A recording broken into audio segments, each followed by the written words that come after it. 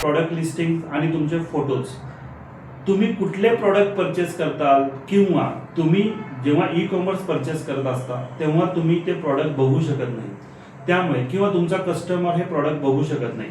मग अशा वेळेला जो फील आहे किंवा जो स्पेसिफिकली प्रॉडक्ट विजिबिलिटी आहे ही सगळ्यात इम्पॉर्टंट ठरते. त्यामुळेच काय होतं की जर तुम्ही तुमच्या प्रॉडक्टची इमेजेस, प्रॉडक्टचे फोटोज जर क्लिअर ठेवले, त्याला प्रॉमिनंट स्ट्रॉंग टायटल्स युटिलाइज केली, त्याला प्रॉपर डिस्क्रिप्शन्स दिलं, तर ॲटोमॅटिकली तुमच्या प्रॉडक्टची व्हिजिबिलिटी वाढणार आहे, मॅक्झिमम एंगेजमेंट क्रिएट होणार आहे आणि त्यामुळे काय होणार आहे, तुमच्या प्रॉडक्टची सेलिंग वाढणार आहे. ॲटोमॅटिकली त्याचा फायदा काय होणार आहे, ॲटोमॅटिकली त्याचा फायदा तुमच्या प्रॉडक्ट सेलवर होणार आहे. ही गोष्ट नेहमी लक्षात ठेवा.